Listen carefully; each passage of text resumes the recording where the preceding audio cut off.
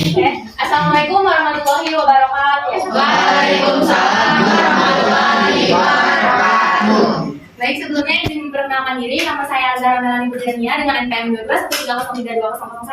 Di sini saya sebagai moderator kelompok 1 yang akan memandu berjalannya presentasi. Baik, di sini saya bersama rekan-rekan saya yaitu perkenalkan, nama saya Mega Astuti dengan NPM 12 sebagai pengacara pertama.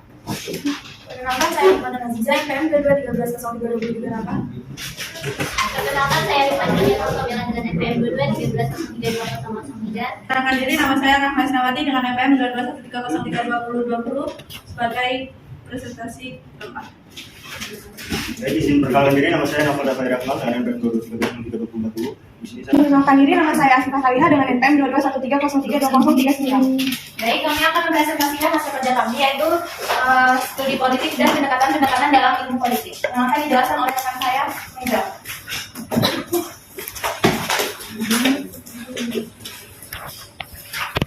Hakikat politik sebagai ilmu pengetahuan.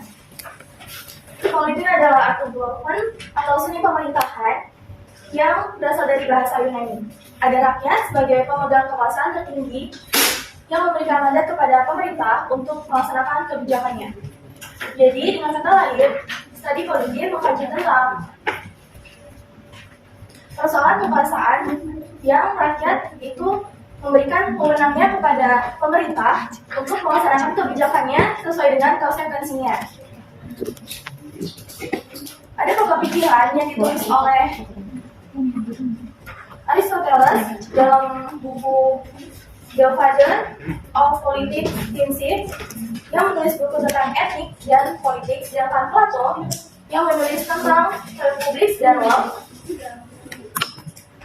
Dari kedua filosofi tersebut mengkaji tentang pendekatan kesejahteraan rakyat, yaitu ke bagaimana negara dan rakyat yang seharusnya bertindak bagi kebaikan dunia. Selanjutnya akan dibacakan oleh rekan saya, Hikmah.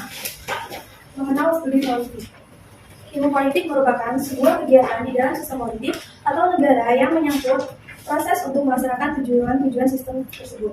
Politik telah lama diakui sebagai sebuah disiplin ilmu pengetahuan sosial yang berdiri sendiri, karena politik dinilai telah memenuhi kriteria sebagai disiplin ilmu dan perlu digarisbawahi bahwa salah satu syaratnya yaitu adanya objek karena bersifat umum dan merupakan topik yang dibahas secara global tentang pokok persoalan atau subjek matter. Sedangkan objek formal lebih bersifat khusus dan spesifik karena merupakan pusat perhatian atau focus of interest suatu disiplin ilmu pengetahuan. Fokus objek kajian ilmu politik menurut ahli yang pertama menurut Roger of Salto, yaitu ilmu politik, kekuasaan dan pembagian kedudukan. Yang ketiga menurut Kioske Michel, yaitu ilmu politik mempelajari pengambilan keputusan kolektif. Yang keempat menurut Hungerware, yaitu ilmu politik menelaah tentang kebijakan pemerintah, proses dibentuknya ataupun akibat-akibatnya. Yang kelima menurut Maxwell, yaitu ilmu politik mempelajari masalah siapa mendapat apa, kapan dan bagaimana. Baik, selanjutnya akan dibacakan oleh rekan saya, Rifka. Objek kajian studi politik. Objek adalah sesuatu yang menjadi pokok pembicaraan.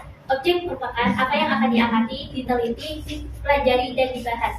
Di sini ada 4 objek kajian studi politik, yaitu yang pertama negara, kedua kekuasaan, ketiga kompromi, dan konsus, dan yang keempat yaitu pembagian dan alokasi. Menurut Roger F. Sultan dalam bukunya Introduction to Politics mengatakan bahwa ilmu politik mempelajari negara, tujuan-tujuan negara, dan lembaga-lembaga yang akan melaksanakan tujuan-tujuan itu, hubungan antara warga negara serta hubungan negaranya. Kekuasaan di sini merupakan fokus perhatian dari studi politik.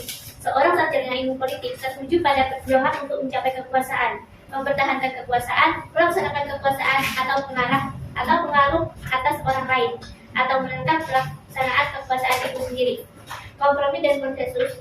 Politik dianggap sebagai suatu cara untuk menyelesaikan sebuah konflik atau resolusi konflik melalui kompromi dan negosiasi dibanding melalui kekuatan atau aplikasi kekuasaan secara nyata menurut Bernard Crick dalam In Defense of Politics tahun 1993.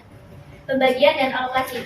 Pembagian atau distribution dan alokasi dimaksud di sini adalah sebagai pembagian dan penjatahan nilai-nilai value dalam masyarakat. Selanjutnya akan disampaikan oleh rekan saya, Ahmad. materi berikutnya yaitu pendekatan tradisional. Jika kita mendengar kata tradisional, mungkin yang ada di pikiran yaitu cara berpikir dan bertindak yang masih memegang teguh pada norma dan ada kebiasaan terdahulu. Sama halnya dengan pendekatan tradisional ini.